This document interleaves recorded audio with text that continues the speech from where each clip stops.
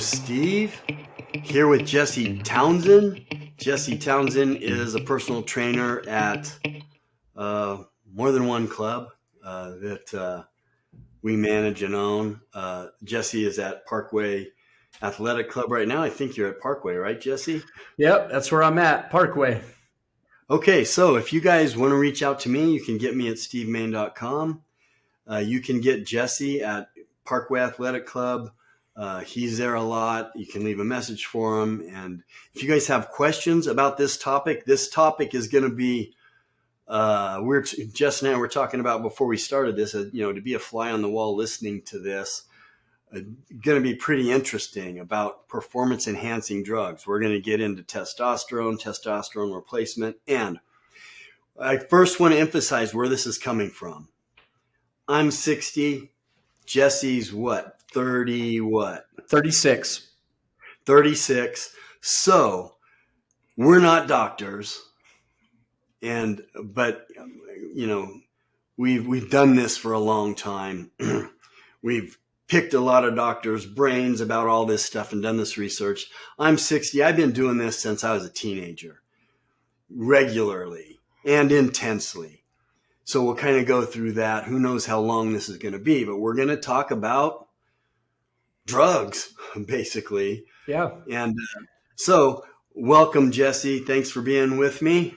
Yeah, thanks, Steve. Thanks for having me. Yeah, I think the topic, being in gyms like we're talking about, or just talking to health people in general, it's kind of funny because, the PED thing, it has a lot of different reputations. I think it carries sometimes like a dark reputation. You hear about it in sports. Probably the most famed sports stuff is maybe related to baseball. You hear about Barry Bonds, and you hear about Mark McGwire, and, all the home run records. And when Bonds set that record, was on performance enhancing drugs. And, even now, this past year, if you are a baseball fan, Aaron Judge was, up there in home runs and got up, above everybody except for Bonds. And a lot of people think that, he deserves to be the record holder, right? So it goes that far where people, are so, immersed into the side of how bad it is, and how for sports it's even considered corrupt. And, they want to stricken it from record books, people that have taken them and have records and stuff like that. They talk about going that far with it. So yeah, it carries different reputations in gyms. There's a reputation where it just exists, right? Like I talk to people on a regular basis at different clubs that I'm at in these Reno and Sparks areas, even currently, and all different ages and all different types are aware of it.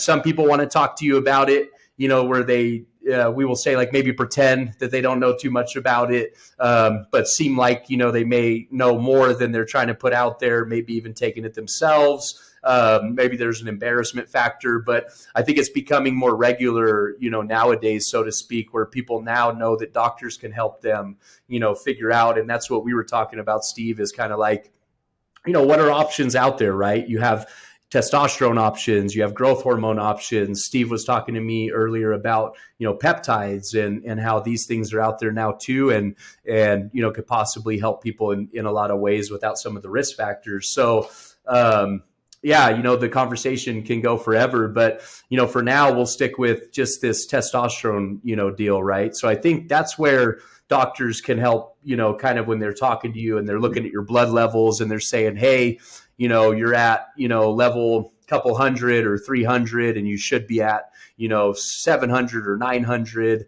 How do we get you there, right? And Steve, you have information on that, I know. So, if they started, with a couple, maybe like a milligram a week or something like that of testosterone is about average, is what doctors will give? Well, let me go back and kind of give you my story. And again, you guys hear on this channel all the time, everyone is different.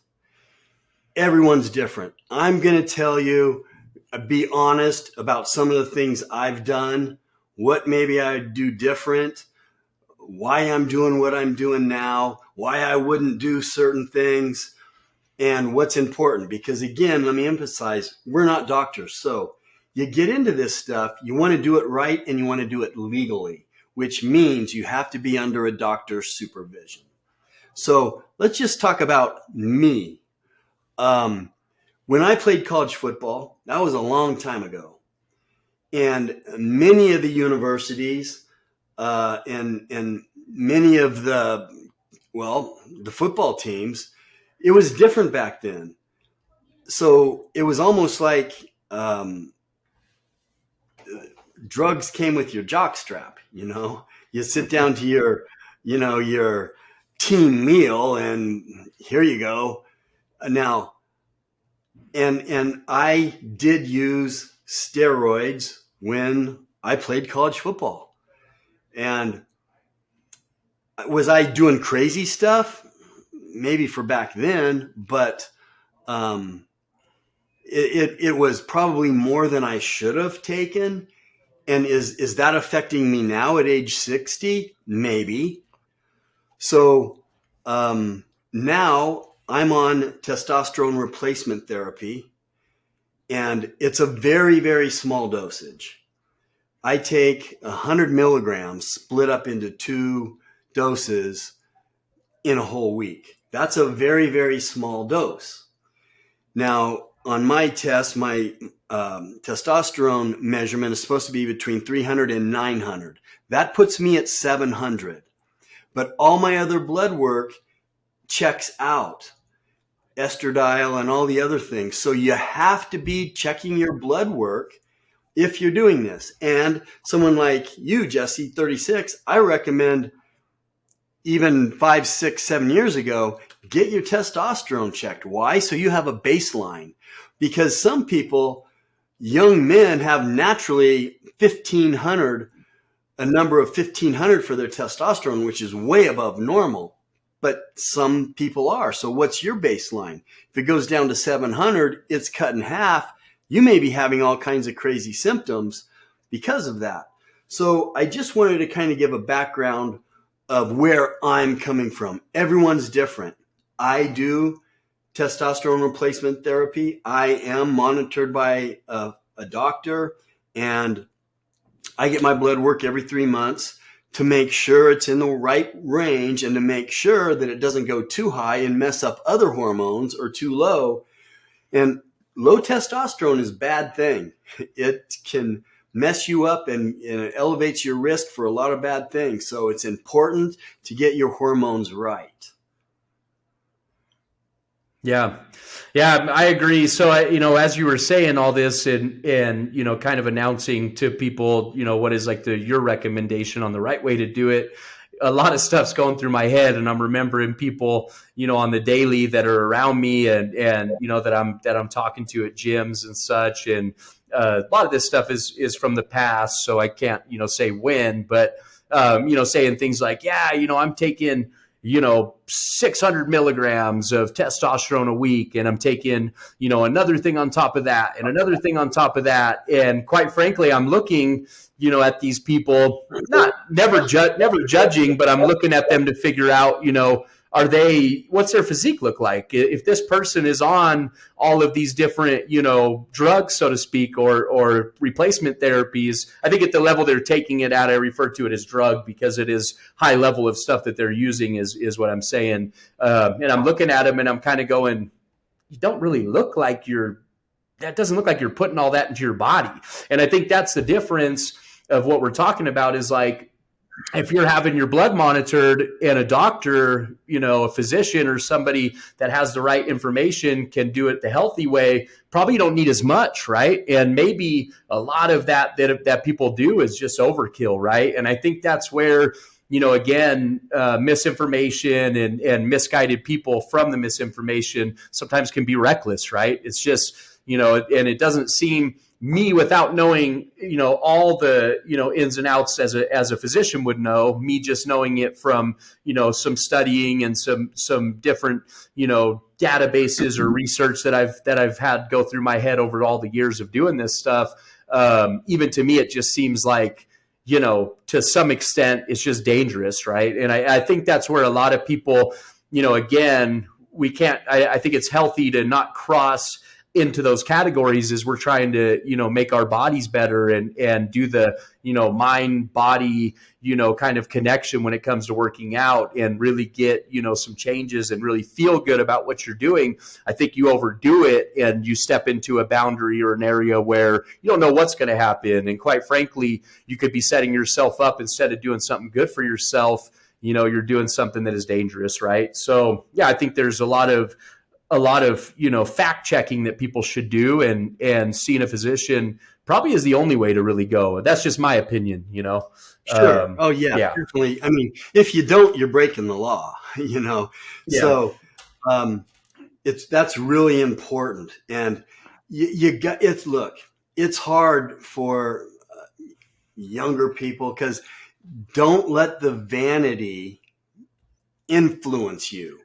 So let's look at what's really, really good for someone who's all natural, who's 25, 10% body fat.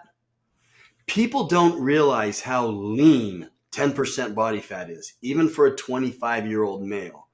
That is lean and it's rare. Can somebody be 10% body fat at age 25, a real 10% and stay there naturally? That's rare. Would you say that's rare?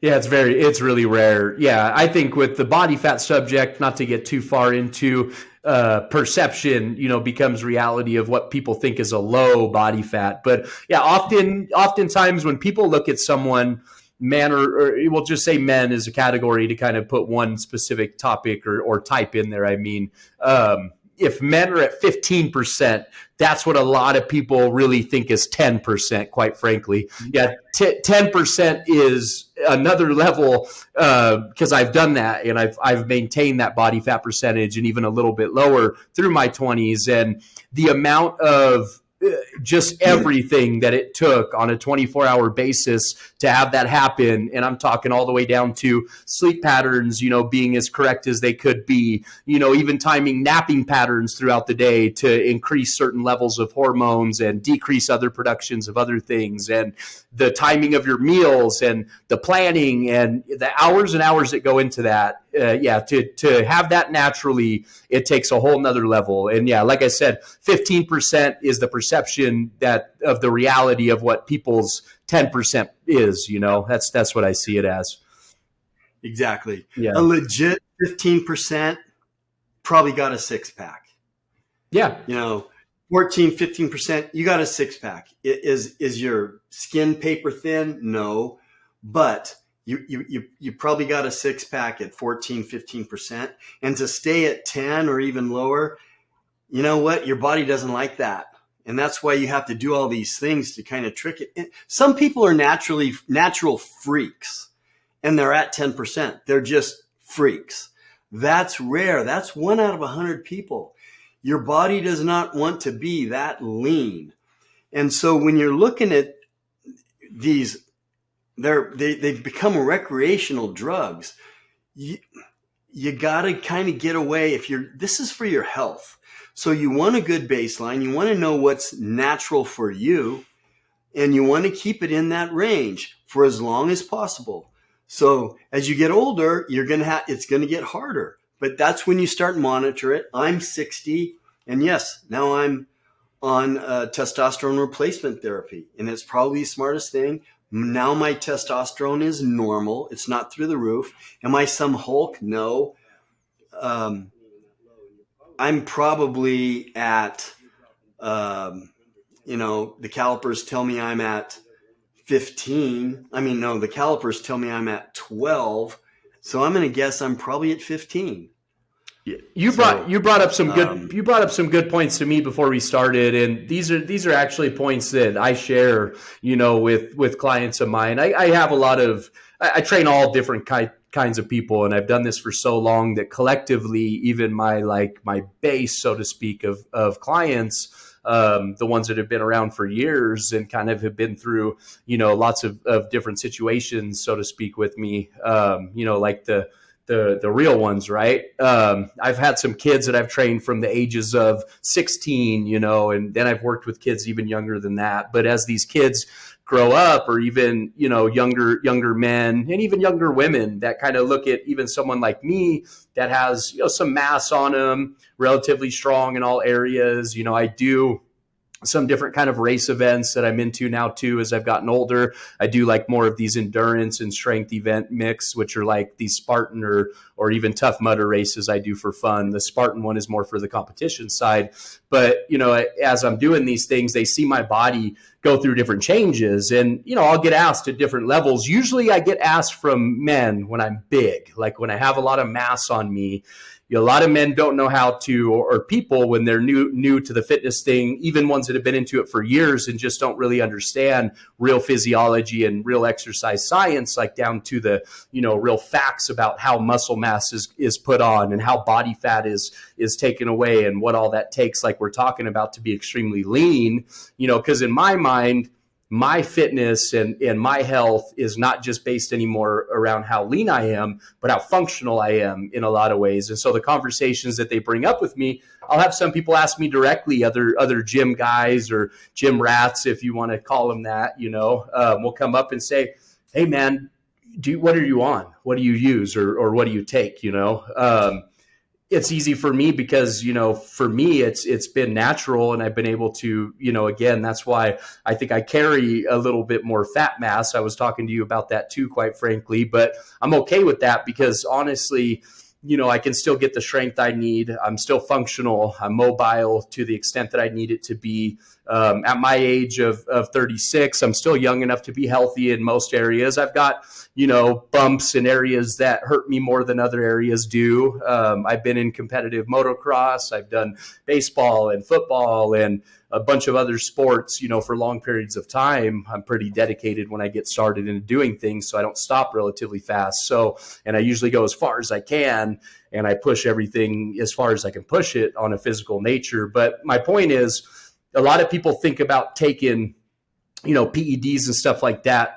And I'm talking about your normal people, not athletes. I'm not including professionals and stuff like that. Your normal base of people that are taking PEDs or thinking about taking them in gyms, I think sometimes are thinking for the wrong reasons. And the stuff like we talked about is like, number one, in my mind goes, is it risky to my health, right? Like, is there just a direct advantage where my health gets better, or is there a disadvantage on the other side of that where my health possibly gets worse from taking this, whatever it is that I'm taking, or even the amount of what I'm taking, right? And that for me has to be a no if there is that risk that is higher than what reward is, of course, and that's pretty easy to understand with science and stuff that you have now on the topics we're discussing, right?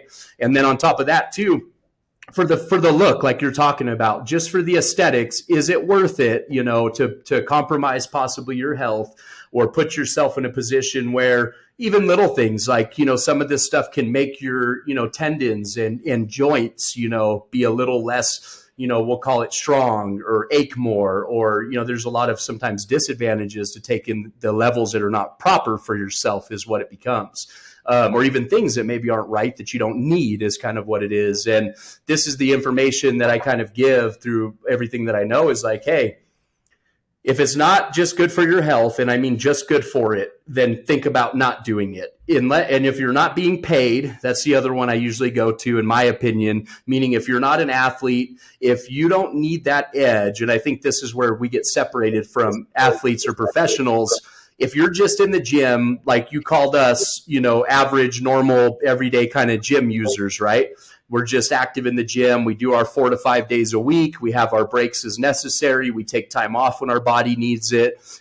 I'm pushing, like I said, for some races. I train differently for that. But on average in my year, I just need to be, what I need to be for me to have strength and mobility and balance and some of the stuff that's going to help me age properly and have longevity. And I think that's where, if people had enough information and could look at it from this perspective, maybe you make the choice not to do it more often than you make a choice to do it. If you're just looking about how can I look better in a few weeks, and you're hearing in your ear from other guys that are, on that path, and they're like, dude, it's not the diet. It's not, all this stuff you're doing that's putting so much effort and time into. All you got to do is take this stuff and you're going to blow up. You're going to look like a beast. You're going to be, superhuman.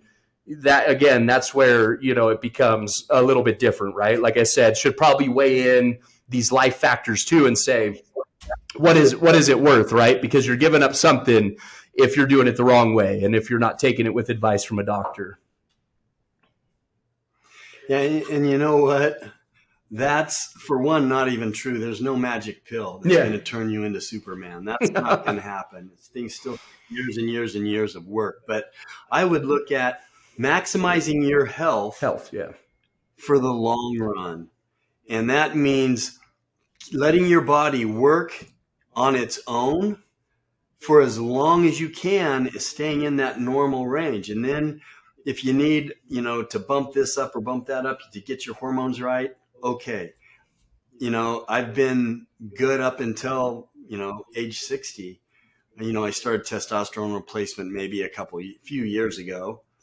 But you got to realize that 15% is healthy. And that's probably where most people's bodies want to be.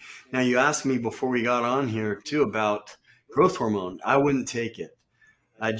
Too many harmful side effects, and growth hormone goes all over the place, when you sleep and so on. But as I mentioned, I do use peptides. Go research peptides. Peptides are a medium chain of amino acids, and there's hundreds of them. If you want to grow hair, I don't know if they're all going to work. Again, everyone's different. I take peptides to help my pituitary release or produce more growth hormone. And I've always been in the normal range when it comes to my growth hormone, but all that is a protein chain. And there's peptides for everything, for your skin, for whatever. I take a couple different ones I have taken a couple different ones to help my body increase my own growth hormone on its own. The other peptide that I've started taking is NAD plus, and I take NAD precursors, but I'm a nut. I'm into this. I don't expect people to eat as clean and perfect as I do and act like me.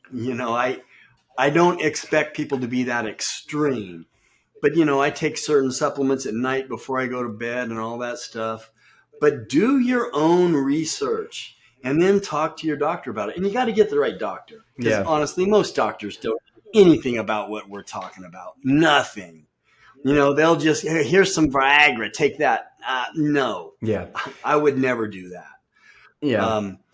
But go do your own research first on peptides. What are peptides? What do peptides do? There's hundreds of them. And so do that research and then talk to a qualified doctor who specializes in hormones and in this stuff, and go from there. Yeah. And like I said, last, the thing that I'll finish it up with and kind of wrap up some of the points that I put out there is definitely research, right? And it's available, right? It's pretty easy. Most of us nowadays, have some of these devices and stuff available to us, pretty much attached to us, whether we want to admit it or not. And, we can do this research to a pretty good level if you know how to sift through some of the stuff that is probably not that good. The next thing, too, that I'll kind of cover is just, look-wise, just to hit on that again. The thing I try to share with people is when it comes to looks and we're talking about, what they want to do with their bodies when I'm assessing them and kind of building, let's call it, this vision of what they want to achieve. And again, all types of people. I have athletes. I have people that need to lose weight. I have people that are coming out of injuries. I have people that are going into surgeries and want to prep for that and feel better and recover quicker when they're done. So all different types. On the aesthetic side of it, I give the same information. The best look that's going to fit everybody the best is the one that is the healthiest on you, right? So, and I think that, like I said, if you stick with that, is kind of like your mantra when it comes to the exercise game or the whatever you want to call it, gym game, health and fitness, whatever, all becomes the same. Don't chase what athletes look like. don't chase what, models look like. Again, you can, I'm not telling you what to do, but the best one is going to be to chase what is healthiest. So what's going to give you longevity, what's going to be able to, put you in the proper place day by day to be as successful as you can be in your life from a health standpoint without having to deal with negative aspects of what health can take away from you. If you think from that point of view, everything else that you work towards, and again, you can still have big dreams, big visions, always work towards, the best that you can be. I'm a believer in that, or I wouldn't do what I do as a motivator. But again, the healthiest look is your best look, and there's nobody can really argue that. I don't think. If you've been in the game as long as I have, or as long as you have, Steve, I'm sure you agree. I think that's the look people should chase.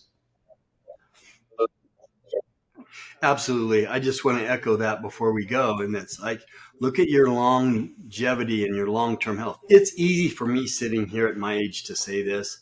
I'm not, Stretch Armstrong, some, muscly movie star, but I'm pretty fit. I'm pretty lean. I'm healthy for my age. Well, honestly, I'm healthy for a 22-year-old. I'm lean for a 22-year-old. I'm happy with that.